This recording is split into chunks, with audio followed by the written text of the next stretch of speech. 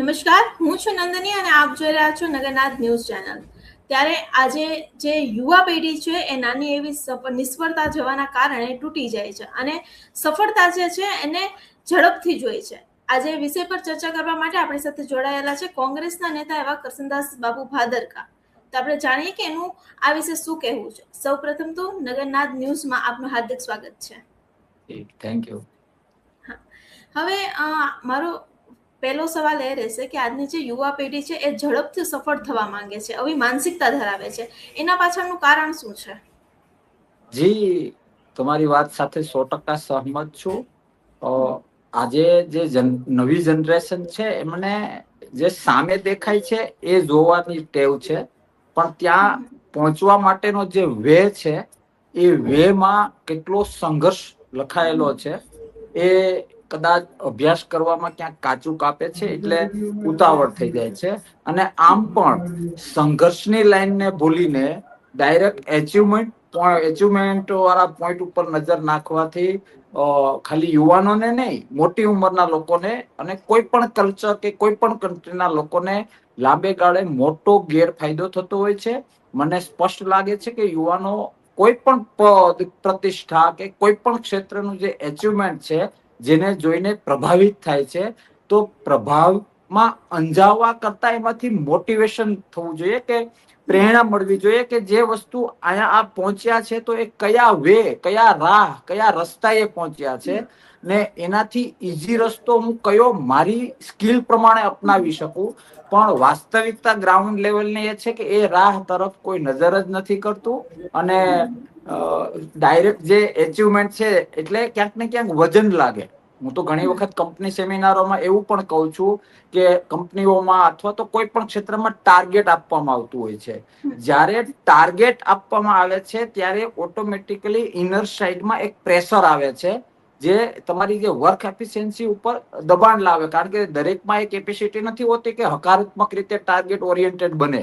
એટલે હું તો કંપનીઓમાં ઘણી વખત એ પણ કહું છું કે ટાર્ગેટને કારણે એક પ્રકારનું પ્રેશર આવે છે. કંપની હોય કે માનો કે યુવાનની વાત હોય તો સામે સમાજ હોય કે પરિવાર હોય, ત્યાં જે આત્મીયતા છે એ જ્યારે પણ પ્રેશર આવે ત્યારે જેટલું પ્રેશર વધુ એટલી આત્મીયતા ઓછી. અને એમાં પણ એ પ્રેશર આપનાર વ્યક્તિનું ડેપ્થ કેટલું છે એ ખૂબ મહત્વનું છે. એટલે સીધો જવાબ તમારા પ્રશ્નનો એ છે કે જે પર મારી નજર છે, જે વ્યક્તિએ એચિવ કર્યું કે હું કેમ આવું ન કરી શકું, હું કેમ ખૂબ સારો રિપોર્ટર ના બની શકું, હું કેમ કલેક્ટરની જેમ માન સન્માન મેળવવા માટે કલેક્ટર ના બની શકું, હું કેમ બિઝનેસમાં સક્સેસ ના જઈ શકું, કોઈ પણ ક્ષેત્ર, બરાબર. તો દરેકના એક રસ્તાઓ હોય છે, એ રસ્તાઓના અભ્યાસ ડેપ્થમાં આજે તો ઘણી બધી સુવિધાઓ છે. એ રાહ અને એ સંઘર્ષની તૈયારી, ઈચ્છા શક્તિ ઊભી થાય તો પ્રેશરને બદલે ઉલટાનું એ બાજુનો વેગ વધુ મળશે. એટલે તમારા માધ્યમથી યુવાનોને વિનંતી કરું છું કે wish you all the best, પણ ટાર્ગેટ કરતા ટાર્ગેટ સુધી પહોંચવાનો જે રસ્તો છે એ માટે આગળ વધશો તો આ જગતની કોઈ શક્તિ તમને હરાવી નહીં શકે અને આ જગતની કોઈ શક્તિ તમને ત્યાં પહોંચતા રોકી નહીં શકે. જી. હવે આ જે યુવાનો છે એ નાની નિષ્ફળતા મળે ને એટલે ડિપ્રેશનમાં જતા હોય છે, અથવા તો કે ભારે ગુસ્સે ભરાઈ જતા હોય છે. આવું કેમ થાય છે? જી, એના માટે કદાચ મને એવું લાગે છે કે અત્યારે જે આપણે વાલ કરીએ છીએ, જે પેરેન્ટ્સ દ્વારા જે વાલ, પ્રેમ, લાગણી જેને કહીએ, વિવેક વગરનો વાલ દીકરા દીકરીને એકદમ ખોખલો કરી નાખે છે. આજે કોઈ પણ પેરેન્ટ્સમાં, મને મારી તો આ ટેવ છે આ રીતનો અભ્યાસ કરવાની, હું રિપીટ કરું છું કે વિવેક વગરનો વાલ કરવો એ પેરેન્ટ્સને એ ટાઈમે એવું લાગે દીકરો કે દીકરી કંઈક ભૂલ કરે એટલે આપણે એને લાઇટલી લઈએ છીએ. મારી પાસે એવા એક્ઝામ્પલ છે કે 13-14 વર્ષની ઉંમરે કોઈ છોકરાએ, મને ખબર નહીં આ ઉદાહરણ અહીંયા આપવું જોઈએ કે નહીં, ખૂબ ગંભીર છે, બરાબર. એ 13-14 વર્ષની ઉંમરે કોઈ નાનું બાળક એવા કારણથી, એ મારે ડેપ્થમાં નથી જવું કારણ કે યુવાનોમાં ખોટો મેસેજ જશે, ક્યાંક 302 કરી નાખે છે, પણ બાળક નાનું છે, એની જિંદગી ન બગડે એટલે એ કેસ ઢીલો કરી નાખવામાં આવે છે અને કોર્ટમાંથી ગમે એમ કરીને એને નિર્દોષ સાબિત કરવામાં આવે છે. આ બનેલી ઘટના તમને કહું છું. અને તે પછી એ બાળકના ઇનર સાઇડમાં એ એડ થાય છે કે ક્રાઇમ કરવાથી કઈ થતું નથી. કારણ કે સાથે સાથે વડીલો એ સમજાવવામાં ક્યાંક ને ક્યાંક કાચા રહ્યા છે કે બેટા તારી ઉંમરને ધ્યાનમાં રહીને મેં તને બચાવ્યો છે, બાકી આ માનવ માટેનો રાહ નથી. પછી અત્યારે એ વ્યક્તિ લગભગ 55-57 વર્ષની ઉંમરના છે. એ વ્યક્તિ આખી લાઈફ પછી એ ગુનાઓ જ કરે છે. લાંબી હિસ્ટ્રી છે, આખું મૂવી બની શકે એમ છે એના ઉપર. બરાબર. તો કહેવાનો મતલબ એ છે કે જે મેં કહ્યું એ પ્રમાણે બાળક જે છે એ ક્યારેય પણ કોઈ પણ ભૂલ કરે તો ત્યાં વાલ બતાવવાની જરૂર નથી, ઓવર સ્ટ્રિક્ટ થવાની પણ જરૂર નથી. કારણ કે જ્યારે એ ભૂલ કરશે અને એને ટોકવામાં નહીં આપે, બરાબર, ઘરમાં ઓલવેઝ મારો દીકરો, મારી દીકરી, દીકુ, આ તે આવા બધા શબ્દો વાપરતા હોય. હું બહુ તળિયા લેવલની વાત કરું છું. બાળકને ક્યારેય હટ થાય અથવા તો ન ગમે એવી વાત ક્યારેય ઘરમાં એવું વાત બનતું જ નથી કે ભાઈ ભૂલ છે તો એને ટોકવો જ પડે. એમાં ઘણા બધા અંદર જઈએ તો ઘણા બધા એનાય કારણો છે કે પરિવારમાં પણ કેટલા પરિવારમાં બધું યોગ્ય ચાલી રહ્યું છે. ખરેખર બહુ ડેપ્થમાં વિચારવાનું છે. ઓન સ્ક્રીન કે સોસાયટીમાં કે મેરેજમાં હાથમાં હાથ નાખીને જ્યારે પેરેન્ટ્સ એટલે કે કોઈ પતિ પત્ની જતા હોય છે તો એ માની લેવાની જરૂર નથી કે ત્યાં ઇમોશન હિલોડે છે. વાસ્તવિકતા ઘરના ઉંબરાની અંદર જે ઘરના આવતીકાલના એક સૂરજ ઉભા કરવા માટેના જે ઇમોશનો હોવા જોઈએ એ ઇમોશનો ખૂબ જરૂરી છે. જેમાં ક્યાંક ને ક્યાંક પેરેન્ટ્સ કાચું કાપે છે. એટલે હું રિપીટ કરીશ અને પેરેન્ટ્સને બધાને વિનંતી કરું છું કે બાળકને જો સ્ટ્રોંગ કરવું હોય તો એને સંઘર્ષમય બનાવવું પડે. અને આ પણ માનો કે એની ભૂલ સામે એને ટોકવું એ પણ એક પાર્ટ ઓફ સ્ટ્રગલ છે, સંઘર્ષ છે. પણ જો હું મારા દીકરા કે દીકરીને અમુક ગુનાઓ મતલબ બાળકો શું ભૂલ કરે, નાની મોટી ભૂલો કરતા હોય છે, પણ એ વખતે એમને આવું ચાલ્યા કરે પેલા એ આપણે એને હૈયા ધારણા આપીએ, પણ તે પછી પાર્ટ ઓફ ડિસિપ્લિન એને આખી વસ્તુ સમજાવવી જોઈએ કે બેટા આ વસ્તુ એક વખત થઈ છે. એ જે પેરેન્ટ્સ હું તને ગાઈડલાઈન આપું છું, મેં શરૂઆતમાં કહ્યું એ ટૂંકું ને ટચ વાલ એવો ન હોવો જોઈએ કે જેમાં બાળક વિવેક ભૂલી જાય. એટલે ક્યાંક ને ક્યાંક જે એક કારણ એ છે કે એમના જે ઉછેરમાં ક્યારેય એને રોકટોક કરવામાં આવી નથી હોતી. અને જ્યારે ઉંબરાની અંદર પરિવારની હૂંફ નીચે જ્યારે બાળક હોય, દીકરો દીકરી હોય, અને જ્યારે એ માર્કેટમાં જાય તો માર્કેટમાં તો ગાંડી કોમ્પિટિશન છે, આપને બધાને ખબર છે. ત્યારે એને એ ખબર હોય કે સતત લાડથી ટેવાયેલું બાળક ત્યાંથી પાછું વળી જાય છે. અને મને નથી ગમતું એવો એનો જવાબ પણ નથી હોતો. એ સ્પષ્ટ કે છે કે મારે આ નથી કરવું. એટલે એક ક્ષેત્રમાં એને લોક મારી દીધું જાતે જ. કારણ કે લડવું જોઈએ, યોદ્ધા બનવું જોઈએ. જીવન એક યુદ્ધ છે. કોઈ પણ ક્ષેત્રમાં એચિવમેન્ટ કરવું. અને આમે આપણે માનો કે ધાર્મિક હોય તો કૃષ્ણ ભગવાન પણ કહી ગયા છે આપણા હાથમાં એવું બીજું તો છે શું, તાકાતથી પ્રયત્નો કરવા. આજ સુધી એક પણ શાસ્ત્રમાં, ધાર્મિક શાસ્ત્રમાં ક્યાંય થાકી જવું કે કંટાળી જવું કે એવો કોઈ ઉલ્લેખ હોય તો યુવાનોએ અત્યારે જે મોબાઈલમાં સમય પેલો કરે છે તો આ પણ કરવું જોઈએ. રામાયણ તો ખોટું ના હોય, ગીતાજી તો ખોટું ના હોય, બાઇબલ પુરાણ તો કોઈ ખોટું ના હોય. એ તો આખા શું કહેવાય બ્રહ્માંડે સ્વીકારેલા અલગ અલગ ધર્મના જે પાયાના શાસ્ત્રો છે એમાં ક્યાંય આવો ઉલ્લેખ નથી કે થાકી રહેવું, ખુદને પોતાને પનિશમેન્ટ કરવું, આવો કોઈ ઉલ્લેખ નથી. એટલે એ વાતનું વાવેતર બાળક જેમ બોલતા શીખે ને આપને આનંદ થાય, ચાલતા શીખે ને આનંદ થાય, એમ પોતાની ભૂલ માટે મા બાપ એને વિવેક શીખવાડે. અને વિવેક આપણે જયારે એમને શીખવાડીએ એ ટાઈમે પણ બાળકના ફેસ ઉપર સ્માઇલ હોય એ પેરેન્ટ્સ તરીકે મોટામાં મોટું એચિવમેન્ટ છે. અને બીજી વસ્તુ હું ઘણી વખત ઉદાહરણ આપું, રાજકીય વાત હોય, હમણાં માનો કે ચૂંટણી ગઈ તો મને એવા ઘણા લોકો કે બાપુ હારી ગયા આ રીતના ફોન આવે તો એમને એક્ઝામ્પલ આપું છું કે ભાઈ ઇન્દિરા ગાંધીજી પણ હાર્યા હતા અને પછી વડાપ્રધાન બન્યા હતા. વાજપેયી બી હાર્યા હતા લોકસભા અને પછી વડાપ્રધાન બન્યા હતા. તો હારમાંથી શીખવું ખૂબ જરૂરી છે. અને એ ટાઈમે એક કનેક્શન કાપવાની જરૂર છે. કારણ કે વર્તમાનમાં શું છે કે કોઈ માણસ પડી જાય અથવા તો કઈ એચિવ ન કરી શકે તો એના માટે હિંમત આપનારા લોકો ખૂબ ઓછા છે, નહીવત છે. નથી. હું ઘણી વખત જાહેર સભાઓમાં કહું કે જો ધર્મમાં માનતા હોવ તો પડી ગયેલાને હાથ પકડીને ઉપર કરો. પડી ગયેલા મતલબ કોઈ પણ ક્ષેત્રમાં નિષ્ફળતા થઈ હોય તો એનો હાથ પકડીને આપણે ઊંચો કરવો જોઈએ. પણ આપણે એમાં ખાસ કરીને ગામડાઓમાં, હું તો ગામડામાં મોટો થયો, આપણે એને હાસ્યાસ્પદ બનાવી દઈએ છીએ. અથવા તો ઘણી વખત હું 15 વર્ષ હોસ્ટેલમાં રહ્યો બેન, એમાં જે લોકો, મારે અહીંયા નામ ના અપાય, જે લોકો અમે એવું કહેતા કે તું ભાઈ ક્લાર્કમાં તને કોઈ રાખશે નહીં, એ અત્યારે ગુજરાતની અંદર કલેક્ટર છે. એનું મૂળ વતન સુરેન્દ્રનગર છે. મારે એક મર્યાદા આવે એટલે હું નામ નથી બતાવતો. ઘણા લોકો, ઘણા છોકરાઓ એવા હતા કે આપણે એવું હતું કે જે એનું ગ્રુપ બિહેવિયર છે કે આ છોકરો મિનિમમ આઈએએસ અથવા તો જો પોલિટિક્સમાં જશે તો એમએલએ સુધી મિનિમમ જશે, પણ એ નથી અત્યારે કઈ કરી શક્યા, સંસાર પણ નથી માંડી ચૂક્યા.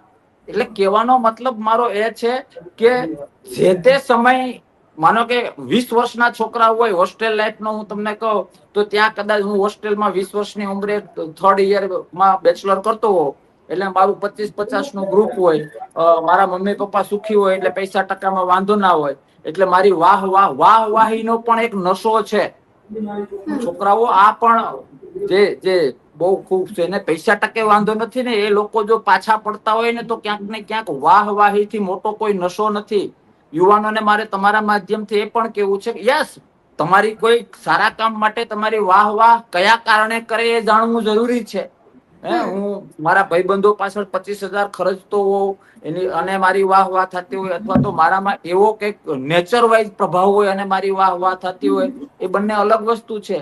પણ ઓડકાર એ જીવનને બગાડે છે. જિંદગીમાં કંઈ પણ એચીવ ન કરી શકીએ અથવા કરી શકીએ, ઓડકાર ના આવવો જોઈએ. તમે બિઝનેસમાં કે કોઈ પણ ક્ષેત્રમાં જ્યારે ઓડકાર મતલબ સેટિસ્ફેક્શન, સંતોષ જરૂરી છે, પણ હાશ મેં મેળવી લીધું એ ઘડીક વાર માટે ઓકે છે, પણ મુખ્ય વાત એ છે કે ઓકે મેં 5 પગથિયા ચડ્યા તો હું રાષ્ટ્ર ભાવના સાથે, સમાજ ભાવના સાથે, વિસ્તાર ભાવના સાથે એકદમ હકારાત્મક રીતે એ 5માંથી હવે 6ઠા પગથિયે કઈ રીતે જાવ, એના માટે હું સતત જાગૃત હોવો જોઈએ. અને ફરીથી કહું છું કે જો રાહ જોહે ને તો રાહ મતલબ કોઈ પણની સફળતા પાછળ જે રસ્તો છે એ તરફ નજર કરશે. અને પેરેન્ટ્સ, હું આ 3જી વખત રિપીટ કરું, આજે આ બાબતે મીડિયાએ અને હું તો કહું એજ્યુકેશન સિસ્ટમમાં આ વસ્તુ નાખવાની જરૂર છે કે એટલા વાલ ન કરો કે જેમાં વિવેક ખોવાઈ જાય. અને જ્યારે વિવેક ખોવાઈ જાય છે ને, ત્યારે એ બાળક જ્યારે માર્કેટમાં જાય છે ને તો તાલમેલ આ કટ્ટર કોમ્પિટિશનમાં નથી સાધી શકતું. જી, ઘણા યુવા પેઢી એવી હોય છે કે જે ખૂબ સારું અચીવમેન્ટ કરે છે, મોટી મોટી સિદ્ધિઓ હાંસલ કરે છે, પરંતુ ઘણા ખરા કિસ્સા આપણે એવા પણ જોઈએ છે કે તેઓ એવા કાર્યો સાથે સંકળાયેલા હોય છે કે જ્યાં તેને ન જવું જોઈએ, તેની ઉંમર પ્રમાણે પણ એ નથી બરાબર રહેતું, બરાબર, એવા ગુના સાથે જોડાયેલા હોય છે. એના વિશે આપણે કોને દોષ દેશું? માતા પિતાને, સમાજને, કે પછી તે બાળકની માનસિકતાને? નહીં, માતા પિતાના ભાઈ ઉછેરમાં તો 100% પેલું થાય, પણ ક્યાંક ને ક્યાંક યુવાનોને અત્યારે જે પ્રભાવિત, મને ખબર છે, તમે કોઈ પણ કોલેજમાં જશો ને બેન, માનો કે કોઈને પૂછશો કે તમારે કયો સબ્જેક્ટ છે, તો કે ઇકોનોમિક્સ શા માટે રાખ્યો? તો કે મારી બેનપણી અથવા મારા મિત્રએ રાખ્યું હતું એટલે મેં ઇકોનોમિક્સ રાખ્યું. અથવા તો કોઈ પણ જે પોતાનું પેલું નક્કી કર્યું હોય કે મારા ગ્રુપે આ કર્યું એટલે મેં કર્યું, જે આવતીકાલને ડિસ્ટર્બ કરી રહે છે યુવાનોને. એ તો અત્યારે સોશિયલ મીડિયાના જમાનામાં આપણે આ બધું જે આધુનિક સમય છે ને, આ સદી ચાલી રહી છે ને, અત્યારે બધું ફાસ્ટ ચાલી, કશું જ ફાસ્ટ નથી ચાલી રહ્યું. કઈ જમાનો બદલાણો નથી. ઘણી બધી વસ્તુ એવી છે કે જે આપણે જાળવી રાખવાની હતી એ નથી જાળવી રાખી, અને ઘણી બધી એવી વસ્તુ છે કે જેને ત્યાગવાની હતી એ આપણે નથી ત્યાગી.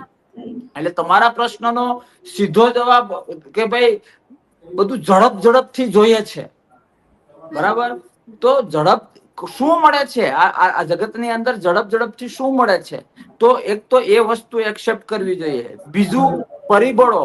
હું ઘણી વખત જાહેરમાં કહું છું કે એક ખેડૂત અથવા એક મજૂરનો દીકરો કે દીકરી કલેક્ટર બને છે, અને એક કલેક્ટરનો દીકરો કલેક્ટર બને છે, તો બિગ એચિવમેન્ટ કોની છે? સ્વાભાવિક છે કે ખેડૂત અથવા તો કોઈ મજૂર વ્યક્તિનો દીકરો દીકરી કલેક્ટર બન્યા. એટલે હું ઘણી વખત જાહેરમાં એ કહું છું કે મને આનંદ છે તળિયેથી જે ઉભા થઈને આજે જે ક્ષેત્રમાં કરીએ છીએ. એક વખત 50 પૈસાની ચા આવતી, બરાબર, તો એ ચાનો વેત નહોતો થતો ને અત્યારે ભગવાનની ધારણા બારની મહેરબાની છે, બરાબર.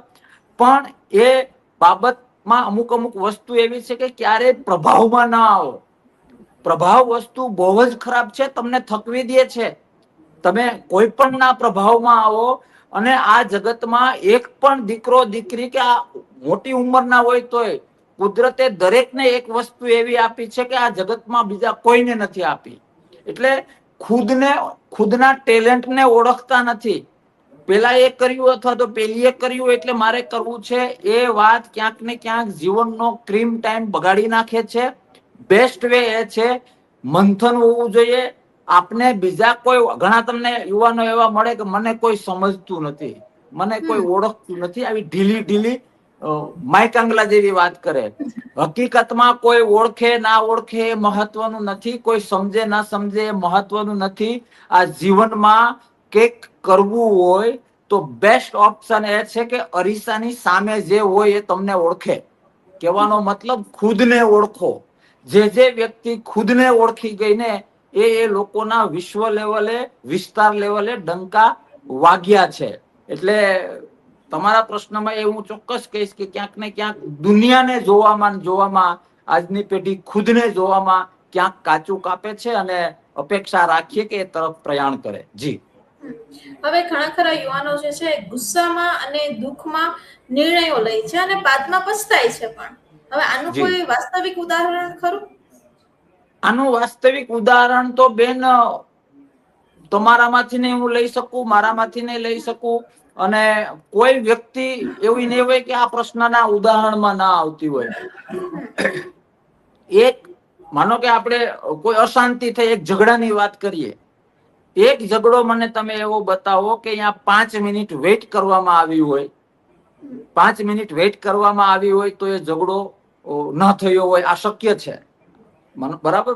એ જ રીતે રોડ ઉપરના અકસ્માતો છે, જે આજની નવી પેઢી છે, બધા પેરેન્ટ્સ ની ગેરહાજરીમાં, વડીલોની ગેરહાજરીમાં જે રોડ ઉપર સ્ટન્ટ કરે છે, ત્યાં માનો કે ગુસ્સો નથી હોતો, એક આનંદનો અતિરેક હોય છે અને ઓવર કોન્ફિડન્સ હોય છે.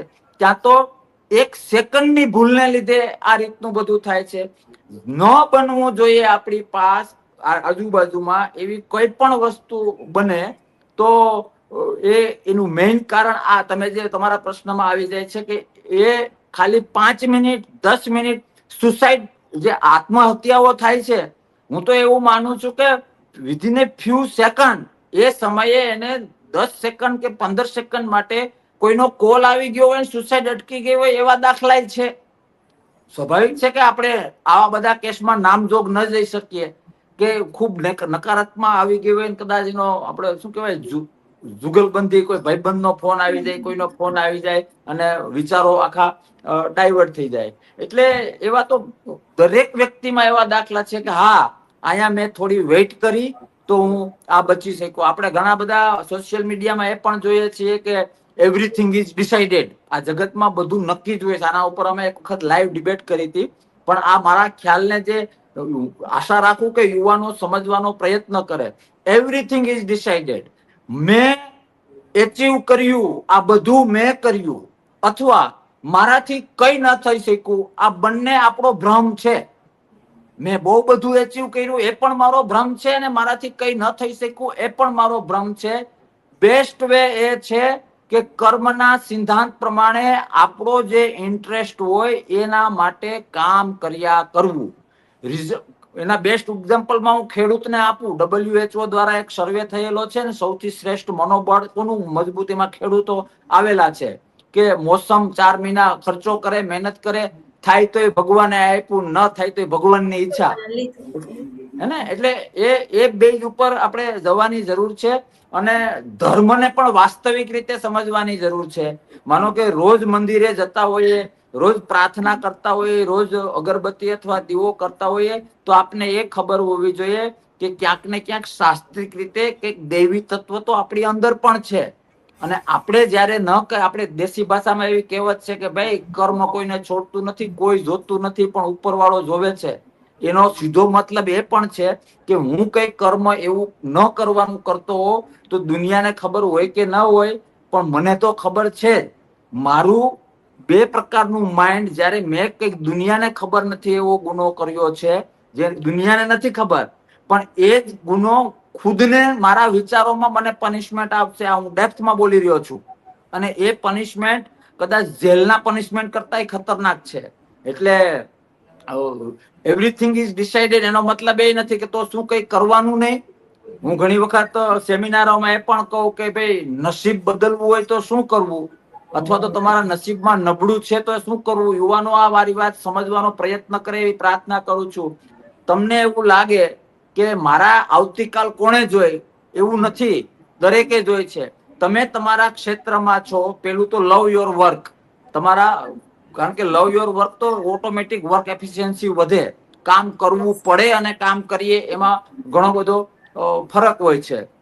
એટલે મારે જે મેઇન વાત એ કરવી છે કે કોઈ કામ આપણે કરતા હોઈએ તો એ કામને આપણે કેટલા ડેપ્થમાં લઈએ છીએ એને આધારે બધું નક્કી થતું હોય છે. જી. આજની યુવા પેઢી એટલે ઝેન ઝી, એ લોકો ઇન્સ્ટન્ટ ફ્રેમ બનાવવા માટે ખોટા રસ્તાઓ પણ પસંદ કરે છે. તો આ જી ખોટા રસ્તા વિશે તમારું શું કહેવું છે? જી, એ લાગણીનો અતિરેક છે. લાગણી એટલે પેરેન્ટ્સ પ્રત્યેની લાગણી હોય, કોઈ વસ્તુ જલ્દી જલ્દી એચીવ કરી લેવું એ હોય. તમે આજ સુધીમાં એક ચહેરો મને એવો બતાવો કે જે ચહેરાએ કોપી કરીને સક્સેસ ગયો હોય, ઉતાવળ કરીને સક્સેસ ગયો હોય. હા, 5-10 વર્ષ એનો ભભકો લાગે, બરાબર, પણ થિંક બિગ અને થિંક બિયોન્ડ. ફિલિપ કોટલરે પ્રિન્સિપલ્સ ઓફ મેનેજમેન્ટની એક મેનેજમેન્ટમાં બુક આવે છે, એમાં ખૂબ સરસ લખ્યું છે કે લાઈફમાં કોઈ પણ ક્ષેત્રમાં થિંક બિગ અને થિંક બિયોન્ડ. એટલે એક તો મોટું વિચારો અને આગળનું વિચારો. આ બે કન્સેપ્ટ થી ક્યાંક ને ક્યાંક યુવાનો થોડાક દૂર જઈ રહ્યા હોય એવું મને વ્યક્તિગત લાગે છે. અને હાવ સીધી સાદી ભાષામાં અને બધાને મજા આવે એ રીતે વાત કરું ને તો યુવાનને એ અરીસાની સામે ખબર હોવું જોઈએ કે મારો જન્મ શેના માટે થયો છે. મારા મા બાપની આંખ ચમકે, હું એવું તો શું કરું કે મારા મા બાપની વાહ વાહ થાય. અરે સાહેબ, કોઈ મંદિર મસ્જિદે જવાની જરૂર નથી. જે યુવાન દીકરા દીકરીઓના મા બાપનું સન્માન એના દીકરા દીકરીને લીધે થતું હોય ને, તો રામ પણ રાજી થાય ને અલ્લાહ પણ રાજી થાય. આ જગતના બધા ભગવાન અને બધા દેવો રાજી થાય. ક્યાંક ને ક્યાંક આપણે પોચું છીસરું માયકાંગલું એટલું બધું ઇનપુટ કર્યું છે. યુવાન છે ક્યાં? માનસિક વય જોવી પડે. શારીરિક વય એટલે તમે શું માની લીધું કે ભાઈ આ ઉંમરનો કિશોર, આ ઉંમરનો તરુણ, આ ઉંમરનો યુવાન, આ ઉંમરનો પોઢ ને આ ઉંમરનો વૃદ્ધ એ એક વ્યવસ્થાના ભાગરૂપે પેલું કરી લીધું. મેં એવા લોકોને મળ્યા કે જે 50-55 વર્ષના છે અને એની પાસે બેસો ને એનો જે તલવલાટ થનગનાટ છે એ 25-30 વર્ષના હોય. એટલે મારે તમારા માધ્યમથી યુવાનોને એ કહેવું છે કે ઘણા બધા સજેશનો હોય, વિવેક રાખો, શિસ્ત રાખો, મહેનત કરો, આ કરો, તે કરો, ઘણું બધું છે. લાઇબ્રેરીઓની લાઇબ્રેરીઓ ભરેલી છે. પણ સાહેબ, મુખ્ય વાત એ છે કે મને એ ખબર હોવી જોઈએ કે મારો જન્મ શેના માટે થયો છે. હું તમને એવા દાખલા બતાવું કે કલેક્ટર લેવલે માણસ હોય અને એક ક્લાર્ક લેવલે માણસ હોય, પણ સૌથી વધુ આનંદ એ કલેક્ટર કરતા ક્લાર્ક કરતો હોય. હું તમને એવા કરોડપતિ ઘરોની અંદર આંસુનો રેલમછેલ બતાવું કે તમને એવું લાગે કે આના કરતા ભૂખું મરી જવું સારું. હું તમને એવા ગરીબ ઝૂંપડાઓમાં માનવતા અને આનંદ હિલોડા કરતું હોય એવા દાખલાઓ બતાવું. તો પર્પઝ ક્યાંય પહોંચી જવાનો ન હોવો જોઈએ. પર્પઝ મારી આસપાસના લોકો, મારા પરિવાર, મારો સમાજ, મારો વિસ્તાર, મારો રાષ્ટ્ર અને હું પોતે સૌ પ્રથમ આનંદમાં કઈ રીતે રહી શકું. એના ઉપર પણ સર્વે થયેલો છે કે કોઈ પણ વ્યક્તિને 11 પ્રશ્ન પૂછો, 11 એટલે 11મા પ્રશ્ન એનો જવાબ આનંદમાં આવે કે ભાઈ આ શું કામે કરો, તો કે આટલા માટે મારો શોખ છે. શોખ શું કામે છે, તો કે મને પહેલેથી એમાં ઇન્ટરેસ્ટ હતો. ઓકે, તોય શા માટે કરો છો? તો કે એમાં મને સારી એવી આવક છે અને મારો ચહેરો પણ બને છે. આવકની ચહેરાની શું કામે જરૂર છે? તો કે હું મારા પરિવારને સારી રીતે રાખી શકું, હું મારું જીવન ધોરણ સુધારી રાખું. જીવન ધોરણ સુધારવાની તમારે શું જરૂર છે? એમ 11મે પ્રશ્ને છેલ્લે આ દુનિયામાં કોઈ પણ વ્યક્તિ એ જ જવાબ આપે કે એને લીધે હું આનંદમાં રહી શકું છું. બરાબર. આપણે વાત અને કરીએ છીએ અત્યારે ઇન્સ્ટન્ટ ફ્રેમની, બરાબર? તો જી અત્યારે કોકરોચ જનતા પાર્ટી વિશે તમે શું કહેવા માંગશો? જી એ તો એ બધી તો એક વે છે, બધા વે. બરાબર કે ભાઈ કોઈ આ સ્ટેટમેન્ટ આપ્યું, કોના માટે આપ્યું, કયા બેઝ ઉપર આપ્યું, એને આધારે પાછું એને તડકો લાગ્યો છે રાજકીય રીતે. બરાબર, એટલે અલગ અલગ બધા પેલા દાવાઓ કરે છે. પણ હા, એ ચોક્કસ છે કે માનો કે આજે જે 20-25 વર્ષના દીકરા દીકરીઓ છે એનો એક થનગનાટ એક શું કહેવાય તાકાત છે. બરાબર, પણ એ તાકાતને વાપરવી ક્યાં એ મહત્વનું છે. મારી પાસે સ્વિમિંગની સ્કિલ છે, તો એ સ્વિમિંગમાં મારે કોઈ ઉપર ગેમ રમીને કોઈને મધદરિયે હેરાન કરવો એ છે, અથવા તો કોઈ ડૂબતું હોય તો એને બચાવવાનું છે. એટલે મેન નકારાત્મકતાથી હકારાત્મકતા તરફ જાય તો આજે જે ફેસિલિટીઝ છે, જે ફેસિલિટીઝ પેલા ક્યાં હતી?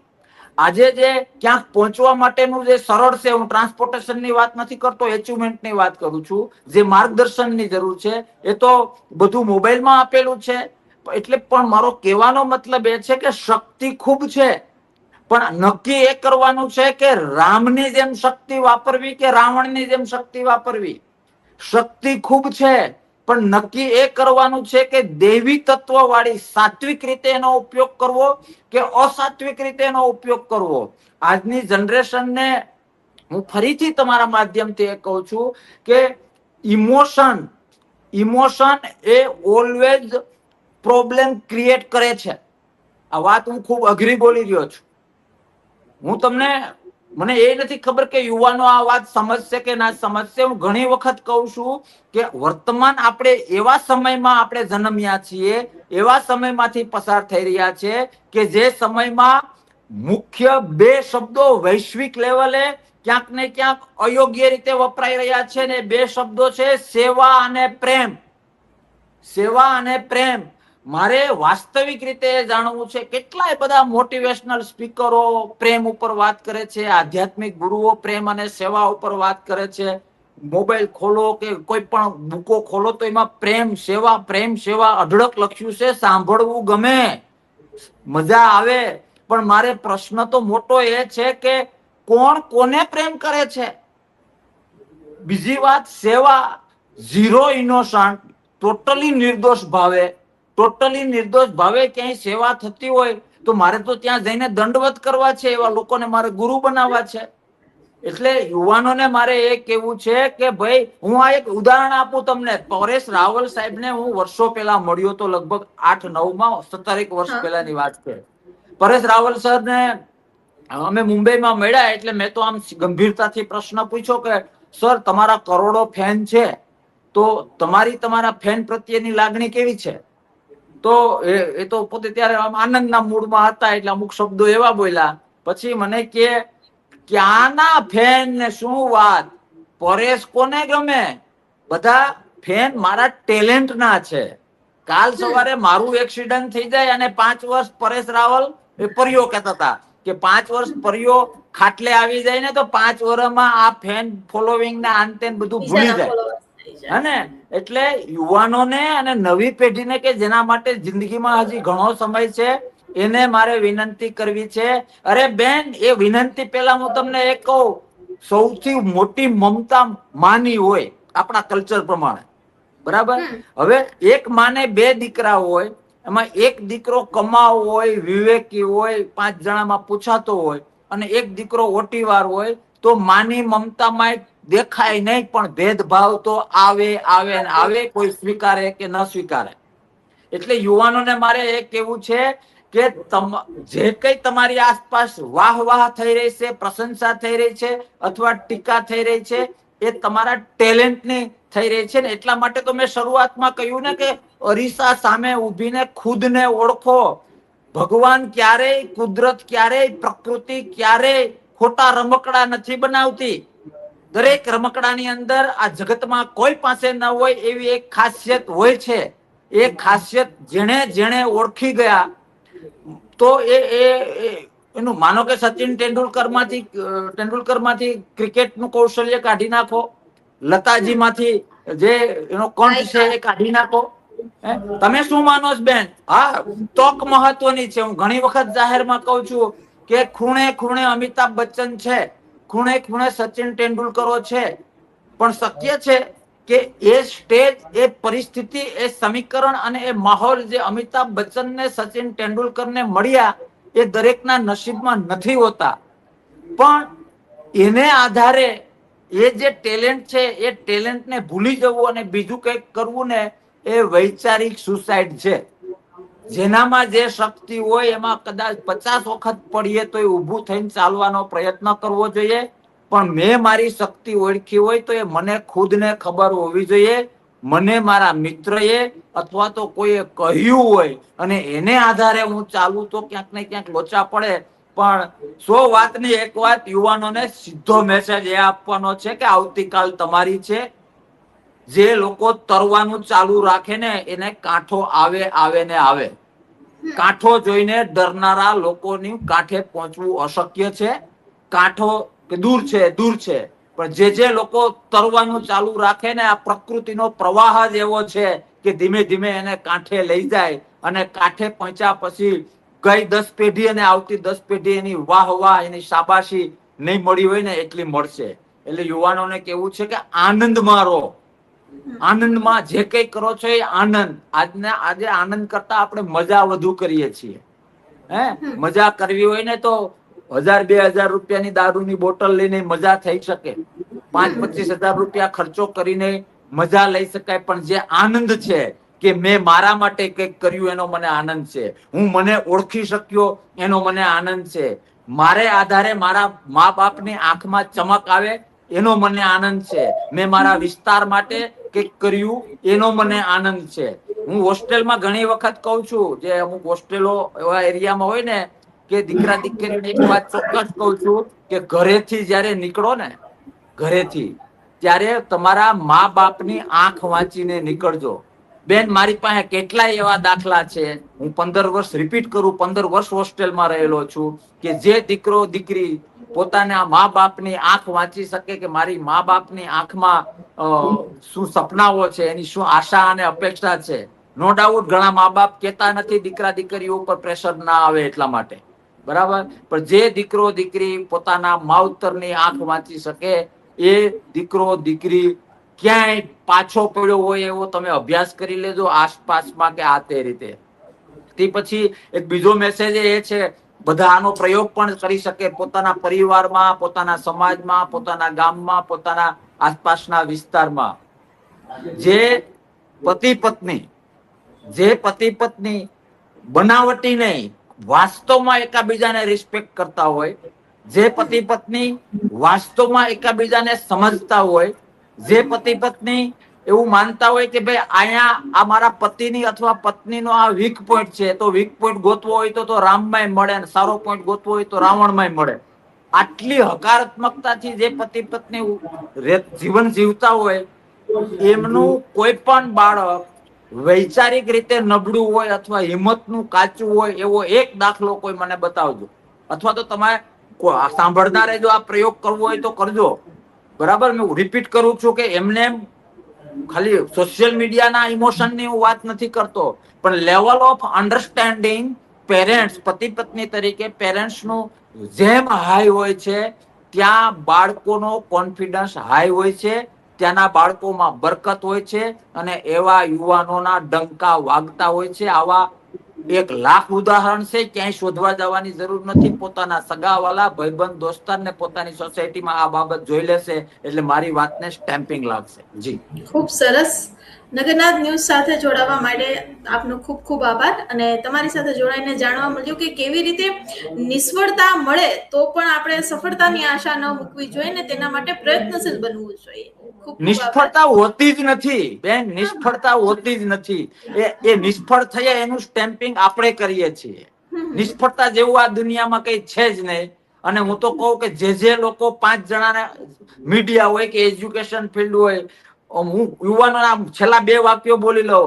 થાક, કંટાળો, નિષ્ફળતા, આ બધું આપણે ચપ્પાની રૂએ પોતાને મારીએ છીએ. આ જગતમાં થાક જેવું કઈ હોતું નથી, નિષ્ફળતા જેવું કઈ હોતું નથી, કંટાળા જેવું કઈ હોતું નથી. 2 જ વસ્તુ, મહેનત કરીએ, આનંદથી કરીએ, જીવનમાં બધું જ તાકાત વાળું થશે. જી ઓકે સી, ખૂબ ખૂબ આભાર.